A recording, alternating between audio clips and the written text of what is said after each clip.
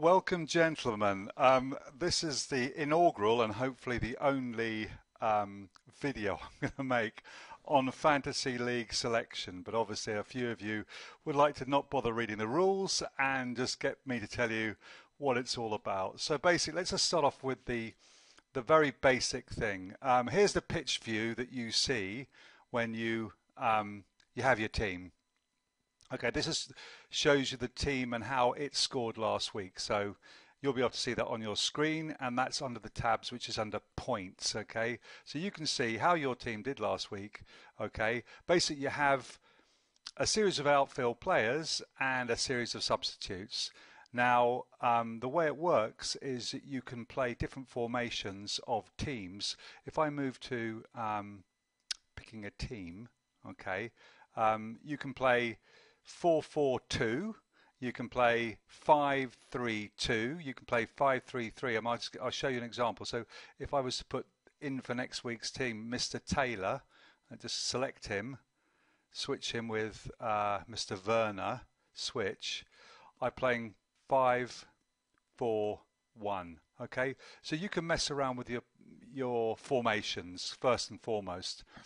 The idea is to put out a team which is going to give you the most number of points. Hopefully you know what the point scoring system is. It's written in the rules, but basically if you're a defender and you get a clean sheet, you score 6 points. If you're a midfielder and you get a clean sheet, you get 3 points. For turning up to play for 60 minutes, you get 2 points.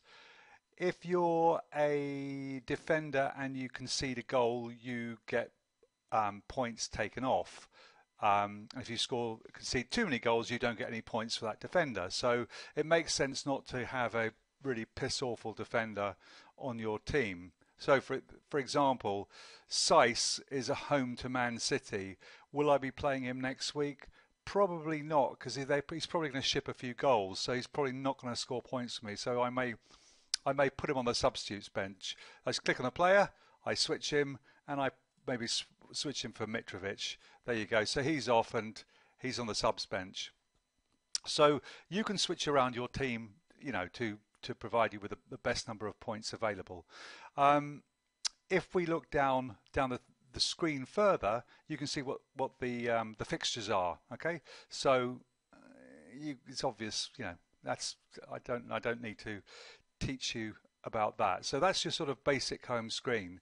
So before a game, you can basically switch your players around such that you are fielding 11 players you think will score you the most points. Going back to the point system again, if an attacker scores a goal, I believe he scores 4 points. If he assists a goal, he scores 3 points, as does any other player on the pitch. So anybody who scores or assists gets 3 and 4 points respectively. Now, obviously, there's a premium for people like Aubameyang and Salah, who are midfielders, but they actually act as attackers. So you've got someone who's a midfielder who'll score you the extra point for a clean sheet, but he's also an attacker. So he's that's why they're such premium players, because they are playing in the midfield, but they're really in an attacking role. Next. Obviously, for the boys who've already picked their teams, they may be thinking, oh, fuck, I've picked a team because Mark told me to just have an auto pick, or they just picked teams that didn't really understand what was going on. It's not a disaster. You can basically get out of this sort of tricky situation in 2 ways. Way number 1 is to basically, each week you get a free transfer. So if we go up to the transfer button here, it tells you you've got a free transfer this week to take out 1 player of equivalent value plus what you've got in the bank for another player over here. So you may say to yourself, listen, I thought Alexander Arnold was fucking shit last week. I want to swap him out for Gabriel. So you would just do this. You go click off him and click on Gabriel, add the player, and you've got him. Okay, and down the bottom here it says make transfers. If you want to make that transfer, you click on it and you'll be docked no points. Okay, it's as easy as that to do a transfer. So you get a free transfer every week. Now you may say to yourself, I've got a really shit team and I'm willing to, but I want more transfers. So what you can do is you could actually transfer 2 players. Let's say we'll take out Mitchell and Justin for the sake of argument and put in James and Dan. Okay. If I try and make the transfers now, it'll actually cost me points. See up there? It costs me 4 points. So every transfer above your free transfer will dock you points. Now, some people might say, well, listen, I'm so sure of my transfer that I'm willing to take the chance that the transfer I make in is worth more than 4 points for not making that transfer at all. Some people do it. I don't personally do it very much, but you know, it's up to you. So that's the basic idea of weekly transfers. So you don't get to pick a new team every week. You've got the same team all season, but you can slowly change them. Okay. Now there's one other thing you can do. If you really think you've got a crap team, or you've got a load of injuries and you haven't got enough players to play, you can do a thing called playing your wild card. Now, when you play your wild card, it simply means that you can do as many transfers as you like, and you can do this twice in a season. Once in the first half of the season, once in the second half of the season. You can basically transfer all your players out and get a whole new set, and it won't cost you any points. So people will tend to hold their wild cards a little bit later in the season, because you may start having players picking up injuries and you can't get enough free transfers to get rid of these people, or you're using them up for other things. So that's something you need to know about the wild card. The next thing you want to know about are the other, I think they're called bonus chips or wild card chips, and they are to be found. On the Pick a Team tab, and you'll see them at the bottom here. So once in the whole season you can do the following: bench boost, triple captain, and free hit. So the bench boost basically means that all your players, including the people on the bench, score you points for that week. The triple captain, which has been played by one of our members already on his first one out, which has actually played it fine because he got reasonably good points. Alex Osmond, stand up.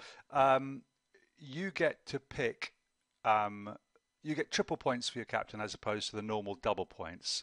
So you can see the captain here would normally get double points, but he becomes a triple captain on that week you choose to play your triple captain thing. The vice captain, which I don't here, Aubameyang is my vice captain here. He will get the captain's points if for some reason the captain doesn't play. So it's a kind of a backup captain. Okay. Another rule that you need to understand is if your captain is sent off, if a player is sent off, you get minus points for a player being sent off. I think it's minus 1 point overall that you get. So you'll actually get minus 2 points. It doubles up to get a double whammy of pain and sorrow. So you don't want your captain sent off that week. So that's the final wild card is called the free hit. And a free hit basically means that for 1 week you can change the team completely, but it'll revert to the original team the week after. Now you may say to yourself, being new to this, oh, what are all these bench boosts, triple captain, free hits all about? They come into play, and Mr. Considine hasn't got this yet, and it's 3 seasons in he's been playing. You want to use these, what are called free chips, when we get to a stage in the season when there are actually 2 games in a week, and these are called double game weeks, where you may have Arsenal playing twice. So actually, if you had Aubameyang as your captain in the double game week, he'd pick up points for both games. So in a sense, you may be getting a situation where you're getting, up to quadruple, or if you played him as a triple captain, up to 6 times the number of points that he would have normally got that week. So that's the point of having these things, and don't play them till the second half of the season, in my opinion, when you get double game weeks and they become a lot more valuable. Sorry, Alex, you've used one up, but there you go. On to the next thing. So probably moving through this quite quickly, but I think Todd asked, where do you see the leagues? If you click on here, leagues, then you can see our league, which is right at the top, which is the 2020 leagues under the Seagull, which is here. Now you can just see how what our standings are in this league. Okay, if you click on the player, you can actually see what their team is. Okay, but you can't see what their team will be for next week until after the start of the next week's game, after the games are started for next week. So it's interesting if you're head to heading with somebody thinking, I want to know what their who's got what. You can just click on their name and you can see how they're doing. So I've got a good idea of how Alex has done by looking at his team. There we go. He did really well with Aubameyang as his triple captain, 7 times 3 points. Okay, so that's that bit. Going on to tips. Look, there are no real tips to this. I mean, basically, quite quickly you'll start to see what players do well, and the way you can actually see this in black and white is under the transfer market. So you can see on the transfer tabs who's doing well. So obviously Guaita, whatever his name is, of Crystal Palace, obviously scored 10 points. You can see that Gabriel was the top performing defender last week with 15 points. And you can get an idea of value for money, because obviously you would like to buy a player who's cheap, yet scoring you lots of points. And that's really what you're going to see in the way of value appreciation on a team, that basically the value of your player will go up as he starts to accrue more points, and he'll become more expensive to buy. So sure as eggs is eggs, if we look at the information on Gabriel and we can look at his information, let's just pull it, let's look down on, check on this 1 second. Why is this not working? We can see all the data on Gabriel. So this is helpful when you're doing a transfer. So you can look at his history and you can see all sorts of data, and I've no idea. This is minutes played, goals scored, assists, clean sheets, goals conceded, own goals, blah, blah, blah, blah. So obviously Gabriel, first week out, got a goal scored. Okay, he played 90 minutes and you can see where his points come from. There's all these things which are called the bonus point system, which I'll come on to. And you can see his value. I guarantee if you want to try and buy Gabriel in a week or so's time, he'll be worth more than 5 million quid. So that's what, unfortunately, as a player gets more and more recognised, his value goes up. In the first week during the actual game, if you're interested in this, you can look at the what's happening on a minute-by-minute basis, so we can see who's scored goals. Obviously, Aubameyang, Lacazette, Gabriel, and we can also see, who got what in the way of cards. A yellow card is -1 point. A red card is -2. You can see also this thing called a bonus system, and this basically is a system of scores. So if Gabriel basically is a defender and he keeps a clean sheet, he gets a certain number of bonus points. If he scores a goal, he gets more. If he blocks, if he does all sorts of things. I mean, Willian was basically, did obviously lots of assists. It was all good news on that front. So he scores a lot of points. Lacazette scored a goal, but he also had a few shots on target. Leno saved a few, and Holding did really well in defence. So you have this thing called a bonus point system, and that basically adds to extra points for the player at the end of the week. So Gabriel scored the most, so he got 3. Willian scored 2, and Lacazette and Leno got the same number of points, and the bonus system, so they get a point each. And that's extra points that Gabriel got for his first week out.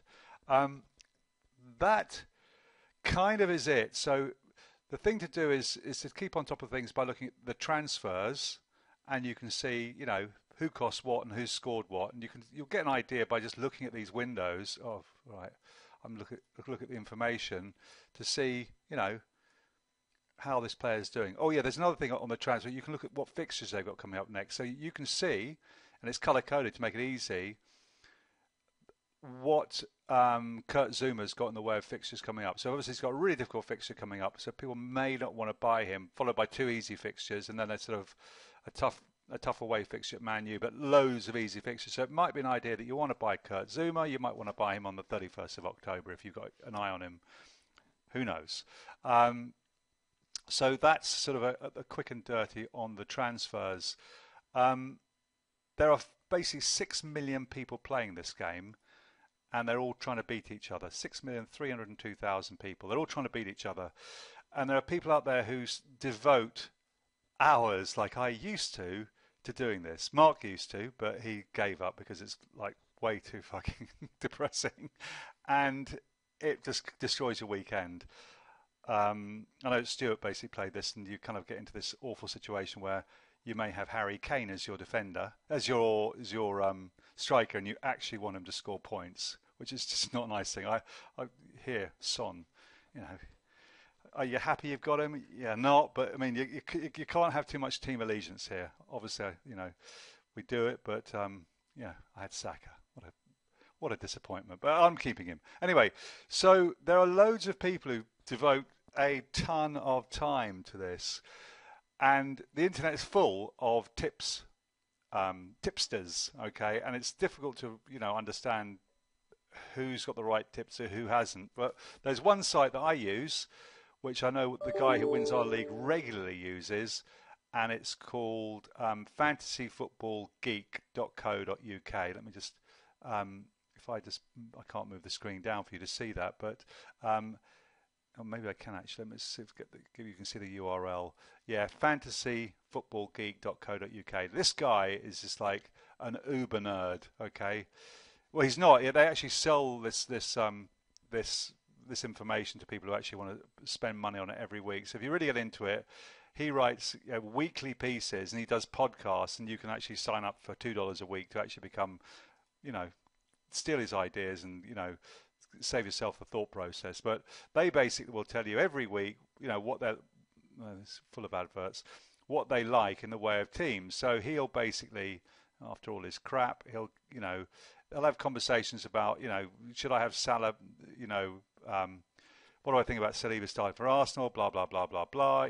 It's sort of like, endless fucking crap about fantasy league football. You can look around yourself. I use it now. I didn't used to use it, but the guy who wins our fantasy league and is really fucking good, who is Mark's mate. Let's have a quick find of this 1 second. Let's just go back to the fantasy league, which I lost. Fantasy league.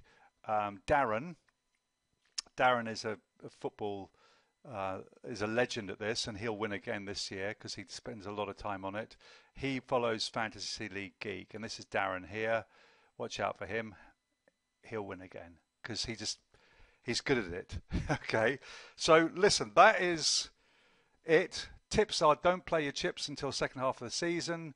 Play your wild card once before Christmas. Don't necessarily play it straight away, but if you've got a really crap team and you think, I really want to just change this up, then change it.